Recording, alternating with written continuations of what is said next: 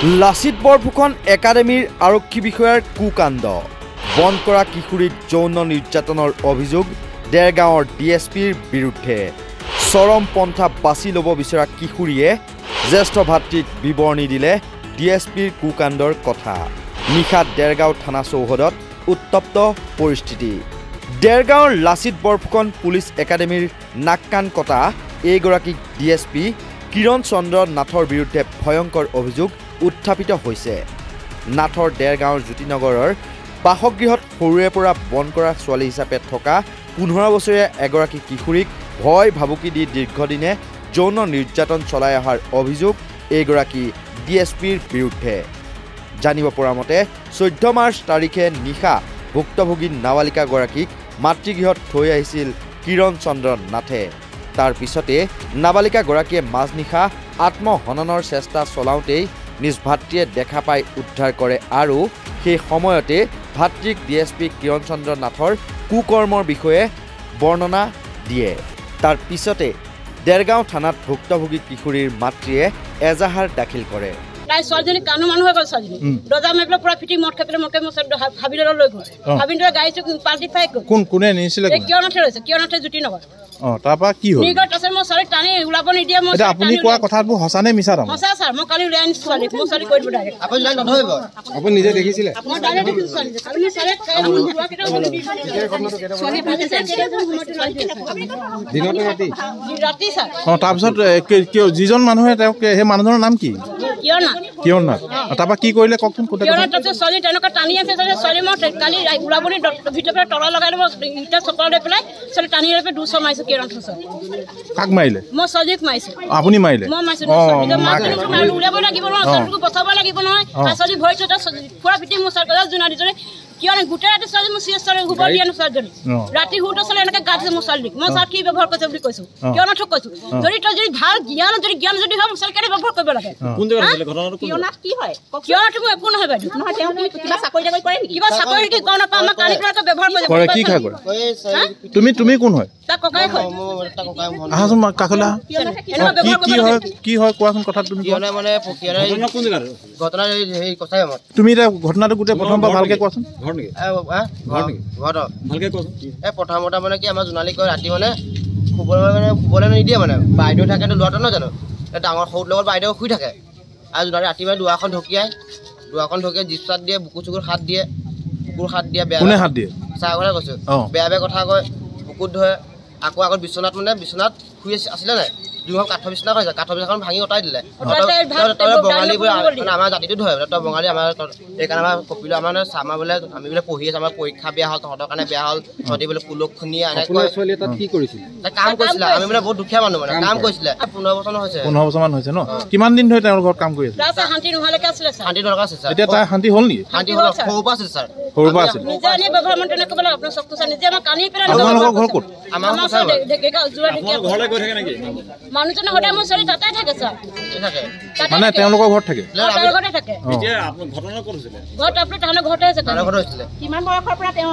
আছিলে সেইটো কথা কিমান বছৰ হ'ল সেইটো কথা কওকচোন আমি তাৰমানে বহুত বছৰ আমি সৰুৰ পৰা অহা মানে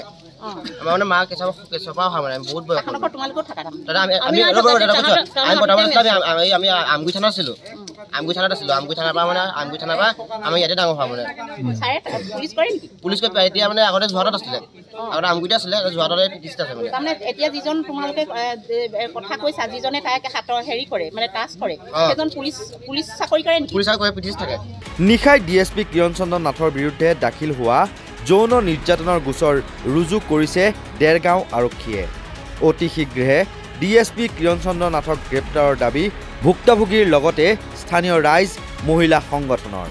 বেলেগ এটা কেছত ইয়াত আহিছিলোঁ তেতিয়া গম পালোঁ যে তাই গৈছে এগৰাকী 15 বছৰীয়া ছোৱালী আৰু তাই এঘৰ মানুহত আজি বহুত দিন ধৰি কাম কৰি আছে যিহেতু মানে তাই চাইল্ড লেবাৰ হয় তাৰ পাছত এজন পুলিচ অফিচাৰ কিবা দীপাংকৰ নাথ নে কি বুলি কৈছে কি নাম কৰি আৰু সেই পুলিচ অফিচাৰজনৰ ঘৰত তাই কোৱা মতে মানে তাই ছেক্সুৱেলি হাৰেছমেণ্ট হৈছে আমি এইটো মানে যিহেতু আমি বেলেগ এটা কেছত আহিছিলোঁ তথাপিতো এগৰাকী ৱৰ্ক প্লেছত মানে তাই কাম কৰিছে তাতে কাম কৰিব নালাগে এগৰাকী শিশু হয় সেই শিশুগৰাকীৰ ওপৰত যিটো মানে নিৰ্যাতন হৈছে সেই নিৰ্যাতনৰ তদন্তৰ ওপৰত বিচাৰ হ'ব লাগে তাতে মানে তেওঁ পত্নী আহি পিনি ইয়াত শিশু ছোৱালীজনীৰ ওপৰত মানে যিগৰাকী ভিটিম হয় ভিটিমক ভয় খুৱাইছে এইটো এটা ডাঙৰ কথা মানে তেওঁ পত্নী আহি ইয়াত যিটো ভয় খুৱাইছে কেতিয়াও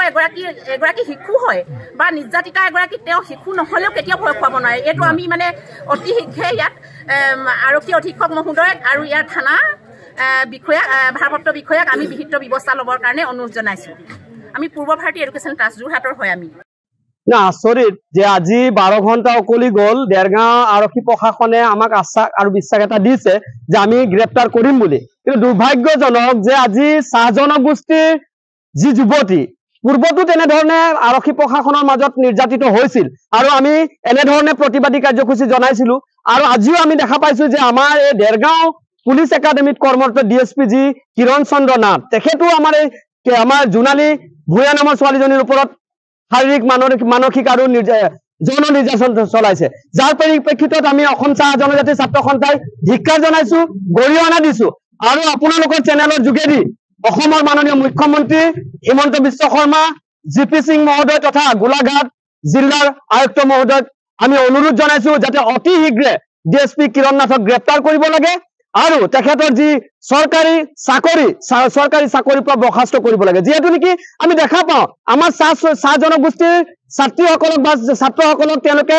বন কৰা হিচাপে আনে কিন্তু বন কৰা হিচাপে ৰাখি 2-1 মাহৰ পাছতে তেওঁলোকে এনেকুৱা ধৰণৰ শাৰীৰিক নিৰ্যাতন যৌন নিৰ্যাতন চলাবলৈ আৰম্ভ কৰে আৰু আমি প্ৰতিটো সময়ত আহ্বান জনাওঁ আৰু এজন ডিএছপি তেখেত আৰক্ষী বিষয়া এজন তেখেত জনাৰ পাছতো এনেকুৱা শিশু শ্ৰমিকক তাৰ ঘৰত যেতিয়া ৰাখিছে ইয়াৰ ওপৰত কিন্তু কোনো ধৰণৰ ব্যৱস্থা গ্ৰহণ কৰা নাই গতিকে আমি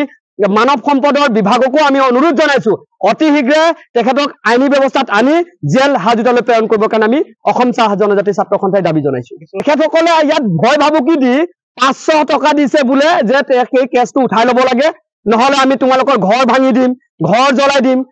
এনেকুৱা ধৰণৰ ভাবুকি প্ৰদান কৰিছে আমি অহাৰ লগে লগে তেওঁ ইয়াৰ পৰা পলালে গতিকে সেই ছোৱালীজনী যিজনী ছোৱালী আজি নাৰিকলগুৰিত এখন হোটেলত এই মানুহজনীক লৈ গৈ যি মিলাপ্ৰীতিৰ কাম বা কি এটা চক্ৰান্ত গঢ়ি তুলিছিলে সেই ছোৱালীজনীকো আমি গ্ৰেপ্তাৰ কৰিবৰ কাৰণে দাবী জনাইছো ডিএছপি এগৰাকী পুলিচ বিষয়া এজনে তেখেতক নি ঘৰত কাম কৰা ছোৱালী হিচাপে ৰাখি যৌন নিৰ্যাতন কৰিছে ধৰ্ষণ কৰিছে আমি খুব দুখিত তেনেকুৱা এজন ডিএছপি এজন ৰক্ষকে যদি ভক্ষক হয় কি হ'ব তেন্তে ৰক্ষকে যদি ভক্ষক আমি কাক বিশ্বাস কৰিম পুলিচ প্ৰশাসন বুলি কাক বিশ্বাস কৰিম পুলিচ প্ৰশাসন বিলাকে যদি নাৰী সুৰক্ষা দিব নোৱাৰে তো কাক দিব এই চৰকাৰখনে কাক লৈ কি কৰি আছে চৰকাৰখনে পুলিচক লৈ দাদাগিৰি দেখায় আৰু পুলিচে গৈ পেলাই ধৰ্ষণ কৰিবলৈ ইপিনে দেওবাৰে পুৱা দেৰগাঁৱৰ এখন হোটেলত কিৰণ চন্দ্ৰ নাথৰ এইগৰাকী আত্মীয়ই গোচৰটো উঠাই মিলা মিছা কৰিবলৈ অহাৰ সময়তে আচ্ছা নেতাই জবাবদিহি কৰে মহিলাগৰাকী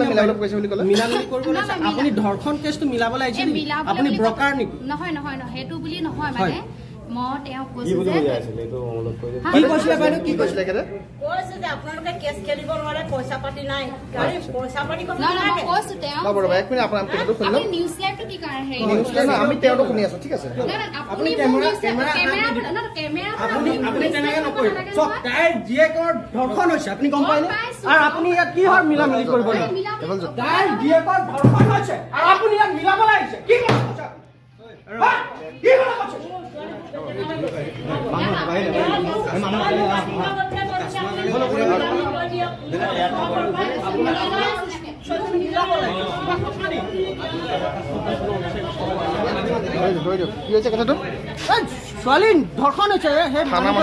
ধৰ্ষণ আকৌ সেই মানুহগৰাকী আহিছে এগৰাকীয়ে তাইক মিলাবলৈ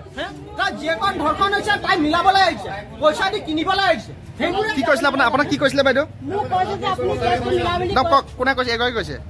কৈছে কেছটো মিলাম বুলি কৈ আপুনি কেছ খেলিব পাৰিব যদি আপোনাৰ পইচা ঢালি দিব কি কৰিব মোক পইচা নালাগে মোৰ ছোৱালী কালি পকি এনেকৈ বেজেতি কৰিছে মোৰ ছোৱালী মোৰ নিজৰ মাক দুনিয়াত মোৰ ছোৱালী এনেকৈ বেজে মোক কেছ উঠাম নেকি হা পইচা কৈছে কি আপুনি কৈছে কি কৰিব আপুনি পিছতে দিগদাৰ মোৰ নামতে মোৰ নামতে কেছ দি দিছে কিয় নকৰিলে কেছ দিছে মই কালি কেছ দি তাই কৈছে কেছ কৰিব লাগিছিল মোৰ লোৱা কাৰণে মোৰ ছাৰ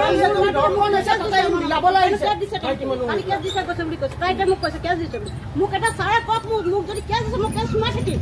মই উঠা পাপি কৰা নাই